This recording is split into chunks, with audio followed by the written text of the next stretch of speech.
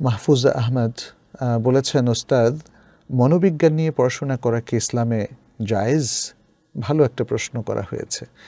মনোবিজ্ঞান, এটাকে ইংরেজিতে বলা হয় সাইকোলজি এবং আরবিতে বলা হয় ইলমুন নাফস। ইলমুন নাফস, ইলমুন নাফস নিয়ে পড়াশোনা করা যাবে কি না, দ্য সায়েন্স অফ নাফস, যেটা মনোজগতের বিজ্ঞান যেটাকে আমরা বলি, সেটা আর পক্ষে কি শরীয়তের কোনো দলিল আছে কিনা? উত্তর হচ্ছে হ্যাঁ। ইলমুন নাফস বা মনোবিজ্ঞানের পক্ষে শরীয়তের দলিল আছে আল কুরআন এবং আস সুন্নাহ। মনোজগতের নানা বিষয় নিয়ে আলোচনা করেছে।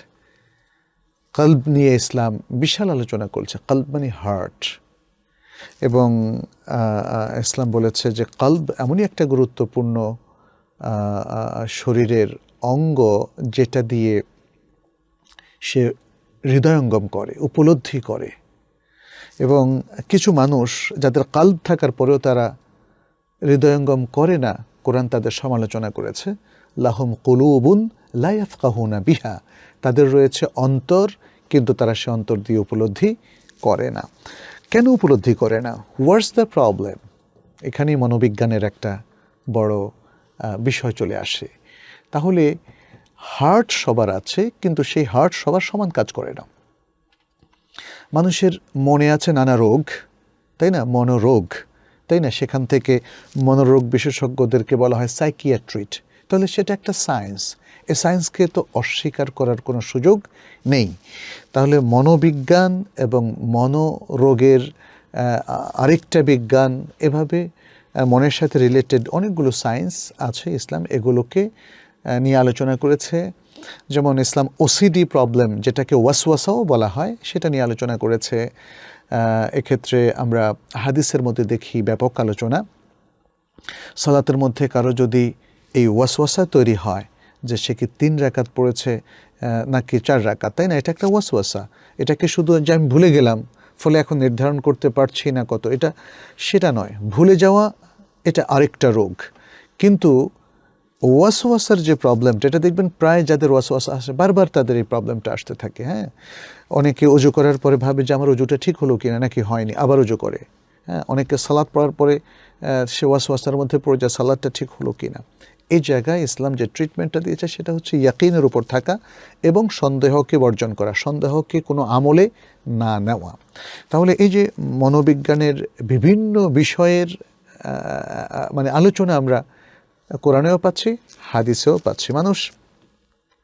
মানুষের জীবনের যে নানা অবস্থা, সেটা নিয়ে কোরআন কথা বলছে।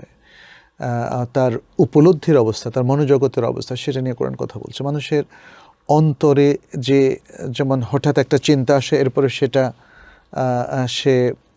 সেটা থেকে সে আবার মানে অন্য চিন্তায় চলে যায়, যেটা আমরা দেখি যে সুবহানা ইয়া মুকাল্লিবাল কুলুব, মানে সে আল্লাহর পবিত্রতা ও মহত্ব আমরা ঘোষণা করছি, যিনি কলবগুলোকে ওলট পালট করেন, অর্থাৎ এক জায়গা থেকে আরেক জায়গায় নিয়ে যান। মানসিক সমস্যাগ্রস্ত মানুষেরও দেখবেন যে হঠাৎ একরকম, সকালে একরকম, বিকালে আরেক রকম। তো তাদের কিছু মানসিক কাউন্সিলিংয়ের প্রয়োজন হয়, এবং তাদের অনেক সময় যেমন কোরআন দেখবেন যে অনেক রুকিয়ার কথা বলেছে, তাই না? মানসিক প্রবলেমের জন্য বেশ কিছু রুকিয়া আছে, কোরআন তেলাওয়াত আছে।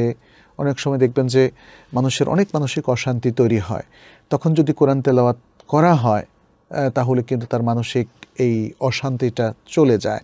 এভাবে আমরা দেখি যে রাসূল সাল্লাল্লাহু আলাইহি সাল্লাম থেকে একাধিক হাদিস রয়েছে, তিনি যখন কোনো অস্থিরতার মধ্যে ভুগতেন তখন তিনি সালাতের আশ্রয় নিতেন, এবং তিনি বেলাল রাদিয়াল্লাহু তাআলা আনহুকে বলেছিলেন, আরিহনা বিহা ইয়া বেলাল, বেলাল সালাত দিয়ে আমাদেরকে শান্তি দাও। তাহলে এই যে অশান্তিটা কিসে? এটা কি শারীরিক অশান্তি না মানসিক অশান্তি? উত্তর হচ্ছে মানসিক অশান্তি, এবং তিনি সালাত পড়ে শান্তি পাওয়ার চেষ্টা করতেন। এবং সালাত আসলে মানুষকে শান্তিও দেয়। আল্লাহর স্মরণ, কোরআনের তেলাওয়াত, সালাত, এগুলো সবই হচ্ছে যিকরুল্লাহ। এবং কোরআনে বলা হচ্ছে আলা বিযিকরিল্লাহি তাতমাইন্নুল কুলুব, জেনে রাখো আল্লাহ স্মরণ দিয়ে মানুষের অন্তরগুলো প্রশান্ত হয়, তাহলে এই যে ট্রিটমেন্টের কথা বলা হচ্ছে, অশান্তিপূর্ণ একটা হার্ট, একটা হৃদয় বা একটা মানসিক সমস্যা, সেটা শান্তির দ্বারপ্রান্তে চলে আসে আল্লাহর যিকিরের মাধ্যমে। আর আমরা দেখি যে আল কোরআনে আল্লাহ তাআলা এটাও বলেছেন, ওয়াস্তাঈনু বিস-সবরি ওয়াস-সালাহ, তোমরা সবর এবং সালাত দিয়ে আল্লাহ সাহায্য চাও। এ সাহায্যটা কেন? সবরটা কেন? সবরটাও কিন্তু মানুষের মানসিক অশান্তিগুলোকে দূরীভূত করে দেয়, নিরাময় করে দেয়। আপনি যদি অস্থির হন, আপনার মানসিক অস্থিরতা আরও বেড়ে যাবে এবং আপনি মানসিক বৈকল্যের মধ্যে পড়ে যেতে পারেন, ট্রমার মধ্যে পড়ে যেতে পারেন, আপনি ডিপ্রেশনে চলে যেতে পারেন। বাট আপনি যদি বুদ্ধিবৃত্তিক আচরণ করতে পারেন এবং আপনার বুদ্ধিকে আপনি সচল এবং অ্যাক্টিভ রাখতে পারেন, তাহলে কিন্তু মানসিক বৈকল্য থেকে অনেক সময় নিজেদেরকে উদ্ধার করা যায়। তাহলে এই যে ট্রিটমেন্টগুলো দেখা যাচ্ছে কোরআনে হাদিসে প্রচুর প্রচুর প্রচুর আছে। তাতে বোঝা যাচ্ছে যে মনোবিজ্ঞান নিয়ে পড়া ইসলামে জায়েজ। কিন্তু মানে এখানে একটা কিন্তু আছে, সেটি আমি এখানে বলছি। সেটি হচ্ছে প্রচলিত সাধারণ শিক্ষা ব্যবস্থায় বা যেটাকে আমরা সেকুলার শিক্ষা ব্যবস্থা বলি, সেখানের মনোবিজ্ঞানটা কিন্তু কিছুটা ভিন্ন। সেখানে রবের সাথে রিলেশনের কোনো কথা নেই, সেখানে রবের প্রতি ঈমানের কোনো কথা নেই, সেখানে আল্লাহর যে তাকদীর এবং তার যে কুদরত, এগুলোর সাথে কোনো জিনিসকে রিলেট করা হয় না। রবের সাথে, রবের প্রতি ঈমানের সাথে এই মনোবিজ্ঞানকে কানেক্ট করা হয় না। এবং কোরআন সুন্নাহর যে ট্রিটমেন্টগুলো কোথাও কোথাও যদি কমন কিছু থেকেও থাকে, কিন্তু অনেক জায়গায় আমরা সাংঘর্ষিক দেখতে পাই। এজন্য যারা জেনারেল মনোবিজ্ঞান নিয়ে পড়াশোনা করেন তাদের মধ্যে দেখি হালাল হারামেরও বাছবিচার নেই। কিন্তু ইসলাম মনের চিকিৎসার ক্ষেত্রে কখনোই হারাম জিনিসকে প্রমোট করে না এবং হারাম দিয়ে ট্রিটমেন্টটাকে কখনো সমর্থন করে না। ঠিক যেমন ফিজিক্যাল হেলথের ক্ষেত্রেও যখন কোনো রোগ ব্যাধি হয়, তখন কোনো মাদক সেবন করে কিংবা মদ দিয়ে কিংবা শুকরজাত কোনো প্রোডাক্ট দিয়ে কিন্তু কোনো চিকিৎসা ইসলাম অ্যালাউ করে না। তাহলে এই জায়গায় হলো জেনারেল সায়েন্স এবং জেনারেল মেডিকেল সায়েন্স এর সাথে বা জেনারেল যে সাইকোলজি, তার সাথে ইসলামিক সাইকোলজির একটা বড় পার্থক্য আছে। তাহলে ইসলামিক সাইকোলজি আমরা বলা মানেই হচ্ছে কোরআন সুন্নাহ ভিত্তিক যে মনোবিজ্ঞান, এবং কোরআন সুন্নাহর সাথে অ্যালাইন করে যে মনোবিজ্ঞানের কথা বলা হচ্ছে সেটি কিন্তু ইসলামে অবশ্যই জায়েজ, শুধু জায়েজ না, রেকমেন্ডেড। বরং একজন দাঁড়ি, একজন ধর্মীয় ব্যক্তিত্বকে তাকে কিছুটা হলেও মনোবিজ্ঞান এর জ্ঞান তাকে অর্জন করতে হয়। আমরা জানি যে এডুকেশনাল সাইকোলজি আছে, তাই না? যারা আমার কথা শুনতে আসছেন, আমি যদি তাদের সাইকোলজি না বুঝি তাহলে তাকে কনভিন্স করতে পারবো না। আমি যদি স্টুডেন্টদের সাইকোলজি না বুঝি তাহলে স্টুডেন্টদেরকে কী শেখাবো আমি, তাই না? একজন শিক্ষককে, একজন দাঁড়িল আল্লাহকে, একজন ইমামকে, তাকেও মনোবিজ্ঞানের জরুরি কিছু জ্ঞান অর্জন করতে হয় এবং অবশ্যই সেটা কোরআন সুন্নাহর সাথে অ্যালাইন করে। আর সব মানুষই আসলে কিছু না কিছু মানে মনোবিজ্ঞানের কিছু ধারা তাদের জানা থাকে, এটা ইনস্টিংটিভলি, স্বতঃস্ফূর্তভাবেই এটা তাদের জানতে হয়। আমরা দেখি যে মানুষের স্বাভাবিক যে রিয়াকশান এবং বুদ্ধিবৃত্তিক যে রিয়াকশান, সেটার মধ্যেও কিন্তু অনেক সাইকোলজিক্যাল ইস্যু থেকে থাকে। যাই হোক, আমি এখানে কনক্লুড করব যে মনোবিজ্ঞান যেটি কোরআন হাদিস আমাদেরকে জানার জন্য নির্দেশনা দিচ্ছে, সেটি সবচেয়ে শ্রেষ্ঠ, সবচেয়ে সুন্দর এবং বিজ্ঞানের সাথে তার কোনো বিরোধ নেই। অতএব সে বিষয়ে পড়াশোনা করাটা জায়েজ, বরং রেকমেন্ডেড।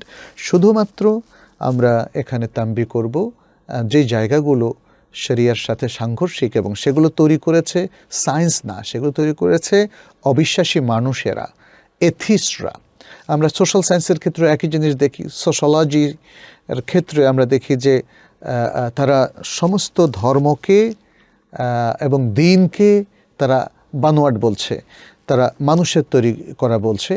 এটা তাদের একদমই অনুমান, বানোয়াট কথা, এবং একটা জিনিসকে ইম্পোজ করছে। অতএব এই জিনিসগুলো একদল মানুষ নিজেদেরকে স্কলার মনে করে তারা করছে, আর সোশ্যোলজিতে, সাইকোলজিতে এগুলো আমাদের মুসলিম ছাত্রছাত্রীরা পড়ছে, তো ওই জায়গাটা অবশ্যই সাংঘর্ষিক এবং সেগুলো কখনোই মেনে নেওয়া কোনো মুসলিমের পক্ষে সম্ভব নয়, এবং সেগুলো অসত্য বচন, সেগুলোকে সায়েন্স নাম দিয়ে আমাদের সিলেবাসের অন্তর্ভুক্ত করা হয়েছে, সেটা ইসলামের সাথে পরিপূর্ণ কন্ট্রাডিক্টরি এবং সত্যের সাথেও সেটা কন্ট্রাডিক্টরি।